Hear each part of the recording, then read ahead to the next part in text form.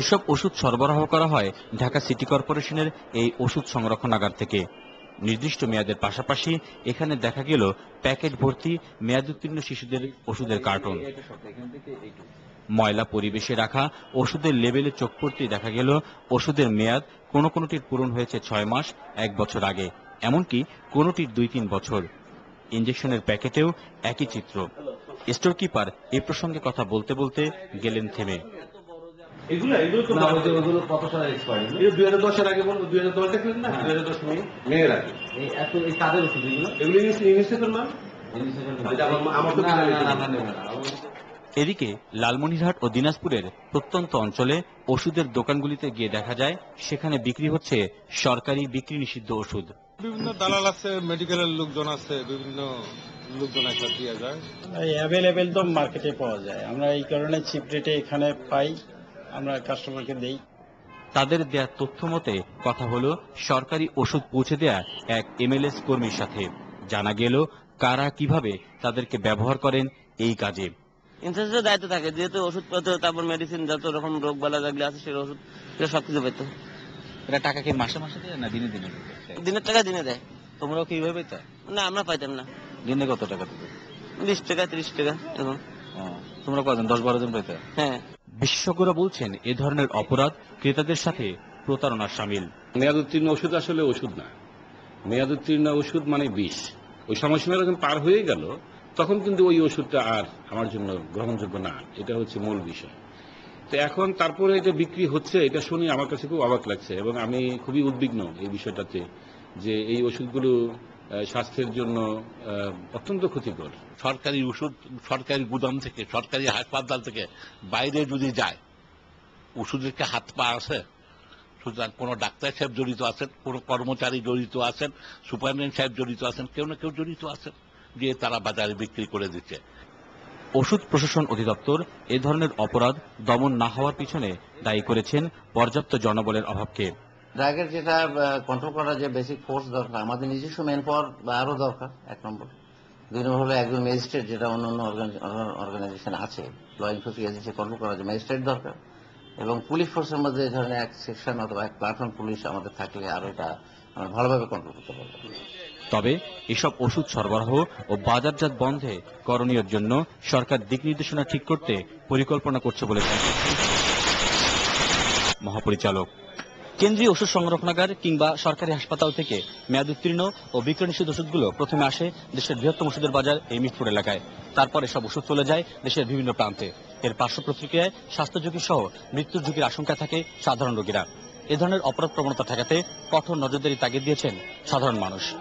চয়ন Rahman, NTV news, Dhaka. প্রধানমন্ত্রী শেখ হাসিনা জানিয়েছেন, কবি নজরুল ও বঙ্গবন্ধুর আকাঙ্ক্ষার শোষণ, বঞ্চনা ও দারিদ্র্যমুক্ত সোনার বাংলা করতে কাজ করছে তার সরকার। সকালে বঙ্গবন্ধু আন্তর্জাতিক সম্মেলন কেন্দ্রে জাতীয় কবি কাজী নজরুল ইসলামের ১১৩তম জন্মবার্ষিকী উপলক্ষে বাংলাদেশ ভারত যৌথ উদ্যোগে আয়োজিত অনুষ্ঠানে তিনি একথা বলেন। ভারতের আইন ও বিচার মন্ত্রী সালমান খুরশিদ বলেছেন, ভারত বাংলাদেশের সাথে বহুমুখী দৃঢ় সম্পর্ক গড়ে তুলতে বদ্ধপরিকর। রিপোর্ট করছেন আহমেদ বিপুল। বলেছেন, যবে উৎপীড়িতের ক্রন্দন রোল আকাশে বাতাসে ধ্বনিবে না, অত্যাচারীর খড়গ কৃপান ভীম রণভূমে রণিবে না, বিদ্রোহী রণক্রান্ত আমি সেই দিন হব শান্ত। কবি কাজী নজরুল ইসলামের ১১৩তম জন্মবার্ষিকী আর বিদ্রোহী কবিতার ৯০ বর্ষপূর্তি অনুষ্ঠানে প্রধানমন্ত্রী শেখ হাসিনার কণ্ঠে এভাবেই বারবার ধ্বনিত হয়েছে বিদ্রোহী কবিতার চরণ। কবির বিভিন্ন লেখনী তুলে ধরে শেখ হাসিনা বলেন, কাজী নজরুল ইসলাম ছিলেন অসাম্প্রদায়িক, তাই তো বঙ্গবন্ধুর সাথে কবির মিল খুঁজে পান তিনি। নজরুলের আকাঙ্ক্ষা ছিল একটি শোষণ মুক্ত, বঞ্চনা মুক্ত সমাজ। বঙ্গবন্ধুর ইচ্ছা ছিল যে বাংলাদেশটাকে একটি শোষণ, বঞ্চনা ও দারিদ্র্যমুক্ত সোনার বাংলাদেশ হিসেবে গড়ে তুলবেন। এই দুই মহাপুরুষের আকাঙ্ক্ষা আমরা পূরণ করতে চাই। এই জন্য দারিদ্র্যের বেড়াজাল ভেঙে আমরা চাই এমন একটি বাংলাদেশ গড়তে, যার স্বপ্ন দেখেছিলেন আমাদের জাতীয় কবি নজরুল এবং সর্বকালের সর্বশ্রেষ্ঠ বাঙালি জাতির পিতা বঙ্গবন্ধু শেখ মুজিবুর রহমান। সম্মানিত অতিথি সালমান খুরশিদ আশা করেন, এই উৎসব পারস্পরিক সহযোগিতার ক্ষেত্রে নতুন দিগন্ত উন্মোচন করবে। India is committed to building a strong and multifaceted partnership with Bangladesh and to addressing all issues in a constructive and positive spirit. There are vast opportunities that await us, and we should exploit these together for our mutual benefit. অনুষ্ঠানে আবৃত্তি শিল্পী কাজী আবু জাফর সিদ্দিকীকে কবিপুত্র কাজী সব্যসাচী পুরস্কার 2012 তুলে দেন প্রধানমন্ত্রী।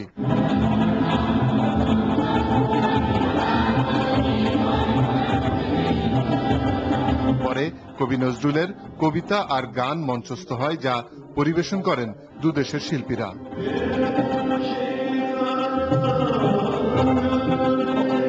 Ahmed people, NTV news, Dhaka.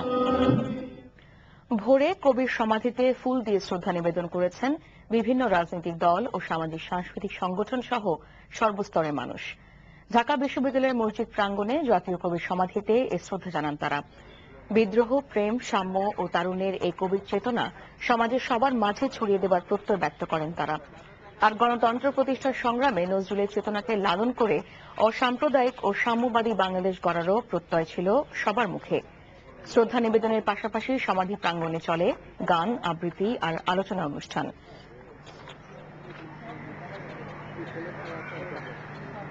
কবি নজরুলের গান, কবিতা আমাদেরকে অনুপ্রাণিত, উজ্জীবিত করত। আর এই মৃত্যুবার্ষিকী তার আত্মার মাগফিরাত কামনা করি।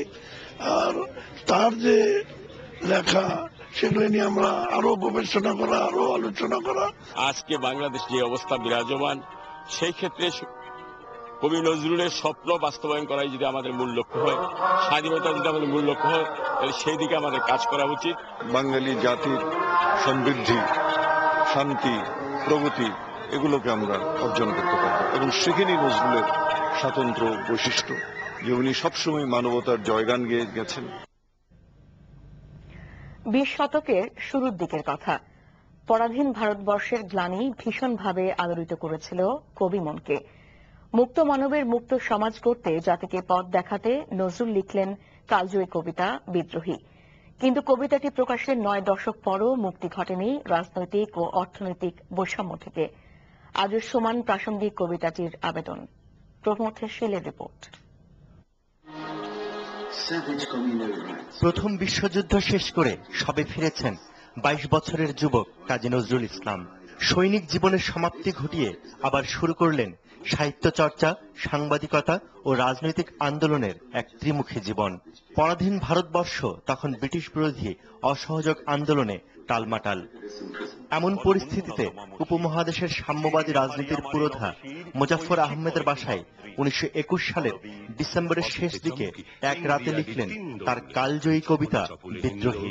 আমি তাই করি ভাই যখন চাহে মন যা, করি শত্রুর সাথে গলাগলি, ধরি মৃত্যুর সাথে পাঞ্জা, আমি উন্মাদ, আমি ঝঞ্ঝা, আমি মহা। পরাধীনতার আফিমে বুঁদ হয়ে থাকা ব্রিটিশ রাজের অনুগ্রহ প্রত্যাশী বাঙালি জাতিকে ভীষণভাবে নাড়া দেন কাজী নজরুল। আমি মহাভয়, আমি অভিশাপ পৃথ্বীর, আমি দুর্বার, আমি ভেঙে করি সব চুরমার, আমি অনিয়ম উচ্ছৃঙ্খল, আমি দলে যাই যত বন্ধন, যত নিয়ম কানুন শৃঙ্খল, আমি মানি না তো কোনো আইন, আমি ভরাতরি করি ভরাডুবি, আমি টর্পেডো, আমি ভীম ভাসমান মাইন। বারবার ওই দোয়াতে কলম ডুবিয়ে ডুবিয়ে লেখা, তাতে মনোযোগে বিচ্ছিন্নতা ঘটতে পারে। তিনি পেন্সিলে মানে প্রবল এক ঘোরের মধ্যে তিনি একটু পৃথিবী বিখ্যাত কবিতা লিখে পরদিন যখন মুজাফফর আহমদকে বললেন যে এরকম একটা কাজ করেছে, লিখেছে, বিস্মিত হয়ে গিয়েছিলেন মুজাফফর আহমদ। কবিতাটি প্রথম প্রকাশিত হয় 1922 সালের 6 জানুয়ারি সাপ্তাহিক বিজলি পত্রিকায়। কবিতাটি স্থান পায় প্রথম কাব্যগ্রন্থ অগ্নিবীণায়। শব্দচয়ন, ভাষারীতি, ছন্দের গাঁথনি, বিদ্রোহ দৃপ্ত রুদ্ররসে বলিয়ান কবিতা আকৃষ্ট করে পাঠক সমাজকে। প্রকাশিত হওয়ার সঙ্গে সঙ্গে বাংলা ভাষী সমস্ত মানুষ তো বটেই, ভারতবাসীরা এবং ভারতের বাইরেও যারা জানতেন, বুঝতেন, তারা পর্যন্ত চমৎকৃত হয়েছেন, বিস্মিত হয়েছেন, শিহরিত হয়েছিলেন।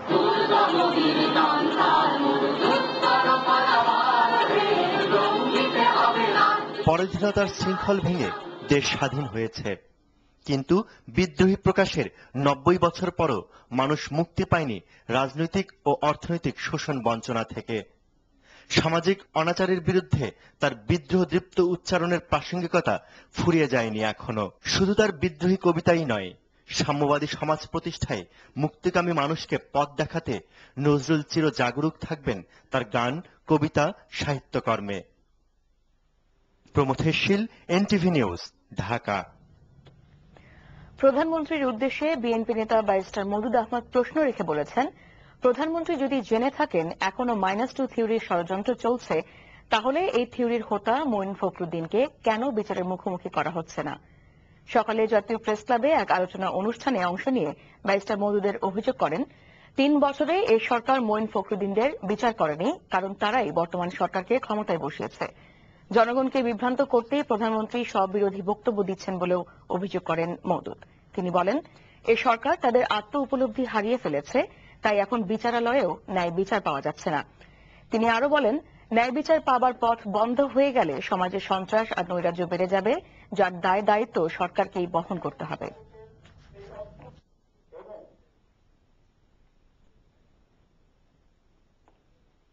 যারা এই -2 থিওরি ষড়যন্ত্র ছিল, আপনি তো তাহলে তাদেরকে চেনেন, তাহলে মঈনুদ্দিন ফখরুদ্দিনের বিচার কেন করেন না? এর উত্তর বাংলাদেশের মানুষকে দিতে হবে। 3.5 বছর পার হয়ে গেল, আজকে আবার এই কথা তুলছেন কেন? অর্থাৎ কত স্ববিরোধিতা এই সরকারের মধ্যে দেখেন। তারা তো বিচার করবে না, কারণ এই মঈনুদ্দিন ফখরুদ্দিনের জন্যই তো আজকে প্রধানমন্ত্রী আছেন, আওয়ামী লীগ ক্ষমতায়। সংঘাতের পথ পরিহার করে সমাজতার পথে আসেন, তাহলে দেশ বাঁচবে। যুক্তরাষ্ট্রের পররাষ্ট্র দপ্তরের বার্ষিক মানবাধিকার প্রতিবেদনে বলা হয়েছে, বাংলাদেশে গুম, বিচার বহির্ভূত হত্যা ও সরকার বিরোধীদের উপর দমন নিপীড়ন চলছেই। জাতিসংঘের সদস্য দেশগুলোর উপর করা প্রতিবেদনটি বৃহস্পতিবার মার্কিন কংগ্রেসে জমা দেওয়া হয়েছে। বিচার বহির্ভূত হত্যাকাণ্ড হবে না বলে সরকার বারবার প্রতিশ্রুতি দিলেও পুলিশ, বিজিবি ও র্যাব একরকম হত্যাকাণ্ড আগের বছরগুলোর মতোই চালিয়ে যাচ্ছে বলে প্রতিবেদনে দাবি করা হয়। গত বছর র্যাব 43 জনকে ক্রসফায়ার ও বন্দুক যুদ্ধের নামে হত্যা করেছে বলে উল্লেখ করা হয় এতে। বাংলাদেশের একটি মানবাধিকার সংস্থার তথ্যের উদ্ধৃতি দিয়ে প্রতিবেদনটি বলছে, আগের বছরের তুলনায় কমলেও বাংলাদেশে গত বছরও রাজনৈতিক কারণে 135 জনের খুনের ঘটনা ঘটেছে। 30টি অপহরণের ঘটনায় নিরাপত্তা রক্ষীরা জড়িত বলে দাবি করা হয়। সাংবাদিক নির্যাতনের ঘটনা বেড়ে চলেছে। উল্লিখিত সময়ের মধ্যে এক সাংবাদিক খুন, 139 জন আহত, 1 জন গ্রেফতার, 43 জনকে শারীরিকভাবে লাঞ্ছিত করা সহ 23টি মামলা দায়ের হয় তাদের বিরুদ্ধে। সরকার এ সময় দলীয় লোকদের নতুন টিভি চ্যানেল চালুর অনুমতি দিলেও বিরোধী দলীয় লোকদেরকে নতুন কোনো লাইসেন্স দেয়নি। দুর্নীতির বিষয়ে উদ্বেগ প্রকাশ করে রিপোর্টে বলা হয়, দুর্নীতি দমনের ব্যাপারে সরকারের অনীহাকে পুঁজি করে সরকারের অনেক প্রতিষ্ঠান ব্যাপকভাবে দুর্নীতিতে জড়িয়ে পড়েছে। আজ ভয়াল 25 মে 2009 সালের এই দিনে ঘূর্ণিঝড় আইলার তাণ্ডবে লণ্ডভণ্ড হয়ে যায় দক্ষিণ পশ্চিমাঞ্চলের উপকূলীয় জনপদ। মারা যায় প্রায় 200 মানুষ। আইলায় সবচেয়ে বেশি ক্ষতিগ্রস্ত হয় সাতক্ষীরার শ্যামনগর। 3 বছরেও বিধ্বস্ত এই জনপদটির উন্নয়ন কাজ এখনো শেষ হয়নি। কাজে অনিয়মের অভিযোগও রয়েছে। টেকসই উন্নয়নের অভাবে আবারও দুর্যোগের আশঙ্কা করছেন এলাকাবাসী। সাতক্ষীরা প্রতিনিধি সুভাষ চৌধুরীর পাঠানো রিপোর্ট। সাতক্ষীরার শ্যামনগর উপজেলার গাবুরা ও পদ্মপুকুর ইউনিয়নের বর্তমান চিত্র এটি। কয়েক বছর আগেও বিধ্বস্ত এই গ্রামগুলোতে ফসলের সমারোহ ছিল মাঠ ভরা ধান আর গোয়াল ভরা গরু। ভালোই চলছিল তাদের জীবন, কিন্তু 2009 সালের প্রলয়ঙ্কারী ঘূর্ণিঝড় আইলা তাদের সবকিছু তছনছ করে দিয়েছে। এখন এসব এলাকা শুধুই মরুভূমি। গাছপালা নেই, লবণাক্ততার কারণে জমিতে ফসল হচ্ছে না, চারদিকে নোনা পানির নোনা কষ্ট। সেদিনের কথা মনে পড়লে আতকে ওঠে গ্রামবাসী। আইলার পরের তো আমাদের পানির খুব কষ্ট, চারিদিকে নোনা পানি। সব হারিয়ে মানুষ এখন বেকার, মানুষের খাদ্য নেই, মানুষের কর্ম নেই, মানুষ এখন পথে বসেছে। আইলার পর প্রধানমন্ত্রী ক্ষতিগ্রস্ত প্রতি পরিবারকে 20,000 টাকা দেওয়ার ঘোষণা দিলেও আজও তারা সে টাকা পায়নি। প্রধানমন্ত্রী শেখ হাসিনা শ্যামনগর এসে আমাদের যে 20,000 টাকার উদ্বোধন করেছিলেন সে টাকা আজও পায়নি। এবং এছাড়া ধ্বংস হওয়া রাস্তাঘাট, সেতু এবং বেড়িবাঁধ নির্মাণেও অনিয়মের অভিযোগ করেছে স্থানীয়রা। তবে অভিযোগ অস্বীকার করেছে কাজ পাওয়া ঠিকাদারি প্রতিষ্ঠান। ব্রিজের ঢালাইয়ের জন্য যে পাথর নিয়ে আসছিল এটা এত বেশি বাজে ছিল যে এলাকাবাসী প্রথমে প্রতিরোধ করে এদেরকে ঢালাই করতে দেয়নি। যে কোনো মুহূর্তে এলাকায় লোনা পানি ঢুকে আবার সেই আইলার সৃষ্টি হতে পারে। জনগণ যখন কমপ্লেন করছে, ক্লেম করছে ডিপার্টমেন্টের কাছে, ডিপার্টমেন্ট তখন গেছে, আমাদের মেটেরিয়ালস এর পাশে ডিপার্টমেন্ট আসছে, আসার পরে ডিপার্টমেন্ট দেখছে যে না পাথর সব ঠিক আছে। তবে উপজেলা নির্বাহী কর্মকর্তা জানালেন, সরকারের পক্ষ থেকে প্রয়োজনীয় সব ধরনের সহায়তা দেওয়া হচ্ছে ক্ষতিগ্রস্তদের।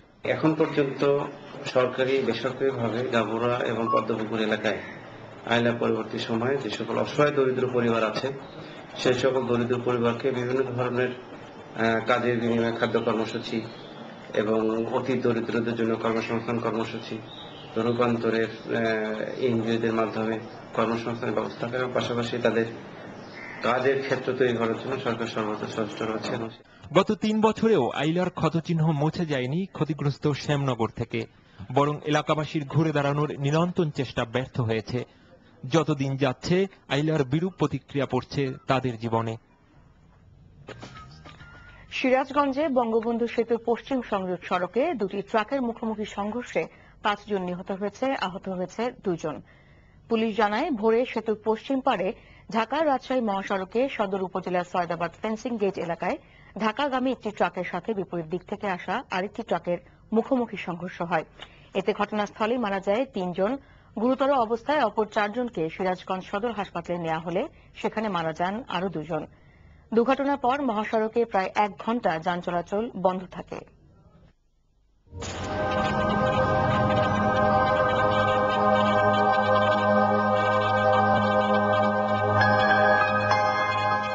ইসলামী ব্যাংক আন্তর্জাতিক সংবাদ। ইউরোপীয় দেশ ইউক্রেনের পার্লামেন্টে সম্মুখ সমরে মেতে উঠলেন মন্ত্রী এমপিরা। হাসপাতাল, কোর্ট এবং শিক্ষা প্রতিষ্ঠানে রুশ ভাষা প্রচলিত রাখা সংক্রান্ত একটি বিল নিয়ে তর্কাতর্কির এক পর্যায়ে হাতাহাতিতে জড়িয়ে পড়েন সরকার ও বিরোধী দলের সদস্যরা। রুশ ভাষাভাষী অঞ্চলগুলোতে সরকারি ভাষা প্রবর্তন করার পক্ষে ছিল বিরোধী দল। সরকারি দল তাদের মনোভাব জানাতেই পার্লামেন্ট কক্ষে শুরু হয় তোলপাড়। এ সময় মারাত্মকভাবে আহত হয়েছেন বিরোধী দলীয় এক আইন প্রণেতা। এর আগেও 2010 সালে দুবার ইউক্রেনীয় পার্লামেন্টে এ ধরনের ঘটনা ঘটেছে। ভারতে 14 বছরের মেয়েকে হত্যার দায়ে আজ আনুষ্ঠানিকভাবে অভিযুক্ত হচ্ছে তারই বাবা মা। 4 বছর আগে বাসার শয়নঘরে গলাকাটা অবস্থায় স্কুল ছাত্রী আরুষির লাশ পাওয়ার খবরটি চাঞ্চল্য তৈরি করেছিল পুরো ভারতে। শুরু থেকেই মিডিয়াকে দোষারোপ করা হলেও মিডিয়ার সন্দেহেই হত্যা সত্য প্রমাণিত হয়েছে। মেয়েকে হত্যা নয়, শুধু আলামত নষ্টেরও অভিযোগ রয়েছে বাবা মার বিরুদ্ধে। দেখুন ডেস্ক রিপোর্ট। 2008 সালের 15 মে উত্তরপ্রদেশের নয়ডায় এক ডেন্টিস্ট দম্পতির ক্লাস 9 পড়ুয়া মেয়ে আরুষির মৃতদেহ পাওয়া যায় শোবার ঘরে গলাকাটা অবস্থায়। বাড়ির একমাত্র গৃহপরিচালক হেমরাজকে কোথাও খুঁজে না পেয়ে তাকে প্রধান আসামি করে মামলা করে নয়ডা পুলিশ। তবে পরের দিন বাসার অন্য একটি জায়গায় আবিষ্কৃত হয় হেমরাজের মৃতদেহ। এর 1 সপ্তাহ পর দুটি খুনের সন্দেহভাজন হোতা হিসেবে নিহত আরুষির বাবা রাজেশ তলোয়ারকে গ্রেপ্তার করে পুলিশ। তার স্ত্রী মিথ্যা মামলা দেওয়ার অভিযোগ তুলে উত্তরপ্রদেশের তৎকালীন মুখ্যমন্ত্রী মায়াবতীকে অনুরোধ করেন তদন্তের ভার সিবিআই এর কাছে হস্তান্তরের। খুনের 2 সপ্তাহ পেরিয়ে গেলে সিবিআই খুনের তদন্ত শুরুর পর ঘটতে থাকে নাটকীয় সব ঘটনা। খুনের তদন্ত করছিলেন নয়ডা পুলিশের এমন কয়েকজন কর্মকর্তাকে বদলির আদেশ দেন মুখ্যমন্ত্রী। মিডিয়া, ব্লগ এবং সামাজিক যোগাযোগের মাধ্যমে শুরু হয় তোলপাড়। অভিযোগ ওঠে বাবা মেয়ের সম্পর্ক নিয়ে কল্পনাপ্রসূত রিপোর্ট করছে কিছু কিছু গণমাধ্যম। এদিকে দায়িত্ব পাওয়ার পর সিবিআই এর প্রধান সন্দেহভাজনে পরিণত হয় নয়ডা পুলিশ। তারা 90 আলামত ধ্বংস করেছে দাবি করে সিবিআই গোয়েন্দারা বলেন, পুলিশ হেমরাজের কক্ষ থেকে সঠিকভাবে আলামত সংগ্রহ করেনি। উপরন্তু সাংবাদিকদের যথেচ্ছ প্রবেশের সুযোগ করে দিয়েছে, যা এই মামলার তদন্তের আগেই নানা কাহিনীর জন্ম দিতে সাহায্য করেছে। ময়না তদন্তের দায়িত্ব দেওয়া হয়েছে অযোগ্য লোকের হাতে। 2008 আগস্টে সেই বাড়িতে পঞ্চম একজনের উপস্থিতির ব্যাপারে সন্দেহের কথা জানায় সিবিআই গোয়েন্দারা। 1 বছরে বহু জল ঘোলা হয়। গল্প তৈরির জন্য একতরফাভাবে মিডিয়াকে দোষারোপ করেন ডেন্টিস্ট রাজেশ তথা নিহত মেয়েটির বাবা। শেষ পর্যন্ত সিবিআই রিপোর্টে মূল হত্যাকারী হিসেবে তুলে ধরা হয় নিহত কিশোরীর বাবা মাকে। সিবিআই এর তদন্ত চ্যালেঞ্জ করে এখন উচ্চ আদালতে আপিল করার প্রস্তুতি নিচ্ছেন এই ডেন্টিস্ট দম্পতি। Hasan Bayezid, NTV international desk.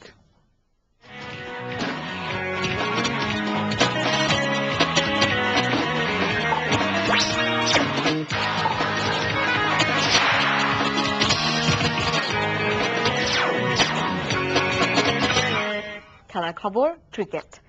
Tent ব্রিজে আজ শুরু হচ্ছে ইংল্যান্ড ওয়েস্ট ইন্ডিজ দ্বিতীয় টেস্ট। লর্ডসে প্রথম টেস্ট 5 উইকেটে দিতে এগিয়ে রয়েছে স্বাগতিক ইংল্যান্ড। গত 31 টেস্টে ক্যারিবীয়দের জয় কেবল 2টিতে। ইংলিশদের বিপক্ষে অবস্থাটা আরও বাজে। শেষ 15 টেস্টে কোনো জয়ই আসেনি তাদের। চন্দ্রপলের ব্যাটিং বাদ দিলে দলের বাকি ব্যাটসম্যানরা অধারাবাহিক। এমন অবস্থায় টেস্টের 1 নম্বর দল ইংল্যান্ডের বিপক্ষে জয়ের চিন্তা নয়, প্রথম টেস্টের মতো প্রতিদ্বন্দ্বিতা গড়াই মূল লক্ষ্য ক্যারিবীয়দের। ক্যারিবীয়দের আশা যোগাচ্ছে ইতিহাস আর দলের বোলারদের ভালো পারফরম্যান্স। টেন্ট ব্রিজের মাঠে কখনোই হারেনি তারা। এই ম্যাচে খেলতে পারেন রবি রামপাল কিংবা চিনো পেস্ট, আর ইংল্যান্ড দলে ব্রেজনানের জায়গায় ফিরতে পারেন স্টিভেন ফিন কিংবা গ্রাহাম অনিয়ন্স। খবর শেষ করছি, যাবার আগে একেএস টিভি শিরোনামগুলো আরেকবার। রাজধানীতে প্রকাশ্যে বিক্রি হচ্ছে মেয়াদ উত্তীর্ণ ওষুধ, লোকবলের অভাবে রোধ করা যাচ্ছে না বলছে প্রশাসন।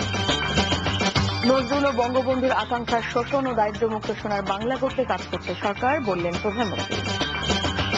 3 বছরেও আইলা ক্ষতিগ্রস্ত এলাকার উন্নয়ন কাজ শেষ হয়নি, রয়েছে অনিয়মের অভিযোগ। এই ছিল আজকে দুপুরের খবরে। ধন্যবাদ সবাইকে এতক্ষণ আমাদের সঙ্গে থাকবার জন্য।